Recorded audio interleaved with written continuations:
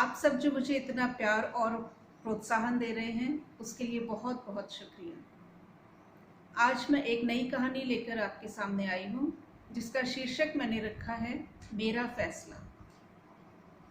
आपने ऐसा सोच भी कैसे लिया? एक बार भी हमारे बारे में नहीं सोचा?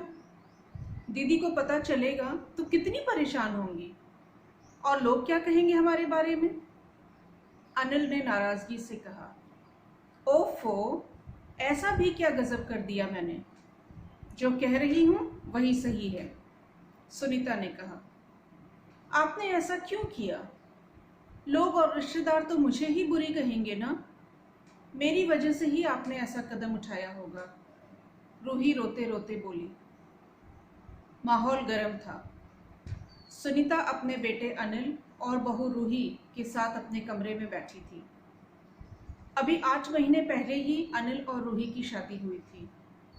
सुनीता के पति का करीब 10 साल पहले निधन हो गया था। उनकी पेंशन और पॉलिसी से घर चल रहा था। सुनीता की बेटी पूजा की शादी 2 साल पहले हो गई थी। वो भी उसी शहर में रहती थी, अपने ससुराल में। आप बड़ी हैं तो अपनी मनमर्जी करेंगी। मैं कह रहा हूँ मम्मी, ऐसा नहीं हो सकता है। मैंने दीदी को भी बुलाया है, आप उनकी बात मानती हैं ना? अनिल की आवाज़ भारी थी। मम्मी, हमसे कोई गलती हो गई है क्या? या मैं इतनी बुरी हूँ कि आप हमारे साथ रहना नहीं चाहती? प्लीज़ हमें माफ़ कर दीजिए। आप जो कहेंगी, जैसा कहेंगी वैसा ही होगा, रूही ने उनका हाथ पकड़कर रोते हुए कहा। सुनीता ने गहरी सांस ली और कहा, वही तो हो रहा है अब तक। जी, दोनों थोड़ा चौंके। मैं तो बहुत खुश नसीब हूँ कि मुझे तुम जैसे 3 बच्चे मिले हैं। रोज़ भगवान से प्रार्थना करती हूँ कि भगवान सबको ऐसे बेटे बहू दें। मुझे तुम लोगों से कोई शिकायत नहीं है बेटा, सुनीता ने रूही को गले लगाकर कहा। तभी बेल बजी, लगातार 5-6 बार। दरवाजे पे पूजा थी। उसकी भी आंखें सूजी थी, मानो रास्ते भर रोती हुई आई थी। कहाँ है मम्मी? ये सब क्या हो रहा है? वो ऐसा कैसे कर सकती हैं? बोलते बोलते वो सुनीता के कमरे तक पहुंची। उनके गले लगकर वहीं बैठ गई और फिक्र और शिकायत भरे लहजे में बोली, मम्मी क्या हो गया है? प्लीज़ मुझे बताओ, आपने ऐसा फैसला क्यों लिया है?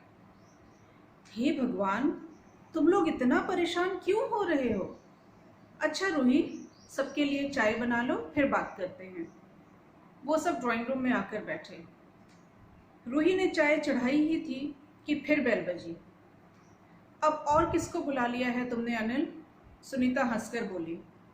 अनिल ने दरवाज़ा खोला। आइए तनु मौसी, मैं आपका ही इंतज़ार कर रहा था। तनु अंदर आई और हाथ में पकड़े बैग को पूजा को पकड़ाते हुए बोली, मुझे पता है आज कुछ खाना तो बना नहीं होगा, इसलिए बना कर ले आई। तनु सुनीता की बचपन की सहेली थी। सहेली क्या, जुड़वा बहनें ही थी। सुनीता से गले मिलकर तनु बैठी। तब तक रूही चाय लेकर आ गई। सुनीता ने हंसते हुए पूछा, और भी कोई बचा है आने को? मम्मी, यहाँ हम सब इतने परेशान हैं और आपको हंसी आ रही है। मौसी देखिए ना मम्मी क्या कह रही हैं, अब आप ही इन्हें समझाइए, पूजा ने कहा। बेटा, मुझे सुमी ने पहले ही सब अपना फैसला बता दिया था और मैं पूरी तरह उसके साथ हूँ, तनु ने कहा। अनिल ने हैरानी से कहा, ये क्या कह रही हैं तनु मौसी? मुझे तो लगा था आप मम्मी को समझाएंगी, हमारी बात तो वो मान ही नहीं रही हैं। सुनीता ने चाय का घूंट पिया और बोली, मैंने एक दिन में नहीं, बहुत सोच समझ कर ये फैसला लिया है। मैंने सीनियर सिटीजन होम में बात कर ली थी और 10 दिन बाद वहाँ शिफ्ट हो रही हूँ। तुम सब जानते हो कि पापा के ना रहने के बाद हम सब कितना बिखर गए थे। तनु की मदद से और तुम दोनों की बहादुरी और समझदारी से हम उस परिस्थिति से बाहर निकले। बेटा, तुम्हारी शादी करी, तुम अपने ससुराल में खुश हो। अनिल बेटा, तुमने भी पढ़ाई पूरी करके बैंक में अच्छी नौकरी पा ली है। बेटी जैसी बहू है मेरी रूही। तुम दोनों मेरा कितना ख्याल रखते हो। एक गिलास पानी के लिए भी मुझे उठना नहीं पड़ता। किसी चीज़ की ज़रूरत होती है तो बोलने से पहले ही वो चीज़ आ जाती है। कभी दर्द से माथे पर शिकन भी आती है तो तुम सबकी रातों की नींद खराब हो जाती है। मैं बहुत खुशनसीब हूँ ऐसा परिवार पाकर। तो मम्मी, जब आपको कोई शिकायत ही नहीं है, कोई परेशानी ही नहीं है, तो आप ओल्ड एज होम में क्यों जाना चाहती हैं? अनिल ने पूछा। 2 कारण हैं बेटा। पहला, जब से तुम्हारी शादी हुई है तुम दोनों की जिंदगी मेरे ही इर्द गिर्द घूम रही है। तुम अपने हर काम, आना जाना, खाना पीना अपने नहीं मेरे हिसाब से करते हो। ये तुम दोनों की गृहस्थी है। याद है तुम्हें बैंक की तरफ से 1 हफ्ते परिवार सहित शिमला भेजा जा रहा था, पर तुम लोग नहीं गए कि मम्मी अकेली रह जाएगी। जहाँ भी जाना चाहते हो बाहर मुझे साथ ले जाते हो। मैं अगर नहीं जाती तो तुम दोनों भी अपना प्रोग्राम कैंसिल कर देते हो। जब से शादी हुई है, हनीमून के अलावा तुम दोनों कभी वेकेशन पर घूमने गए हो? नहीं ना? क्यों? मेरी वजह से। पर मम्मी, ये सब तो छोटी छोटी बातें हैं, इनकी वजह से कोई घर छोड़कर थोड़ी जाता है। अनिल ने कहा। हाँ, आज ये हमारे लिए छोटी बातें हैं, पर मुझे इन बातों से तकलीफ होती है। यूँ लगता है मानो मेरी वजह से तुम लोग वो जिंदगी नहीं जी पा रहे जिस पर तुम्हारा हक है। आज तुम्हें नहीं खलता, पर कुछ दिनों बाद शायद यही बातें तुम्हें खलने लगेंगी। मैं अपनी जिंदगी जी चुकी हूँ। अब मैं चाहती हूँ कि बिना बंधनों के तुम लोग भी खुलकर अपनी जिंदगी जियो। और दूसरा कारण? पूजा ने पूछा। दूसरा कारण मेरा स्वार्थ है, सुनीता बोली। मतलब? अनिल ने पूछा। मतलब ये बेटा कि मैंने भी तुम लोगों की तरह अपनी जिंदगी परिवार को दे दी थी। जैसा सब चाहते थे वैसा रही। कभी अपनी पसंद नापसंद को तवज्जो नहीं दी। पापा नहीं चाहते थे कि मैं स्कूल की नौकरी जारी रखूं, तो मैंने छोड़ दी। अपने सारे शौक जाने कब भूल गई। पता है, मैं कॉलेज में बैडमिंटन चैंपियन थी। नाना जी चाहते थे कि मैं और आगे तक खेलूं, पर फिर शादी हो गई।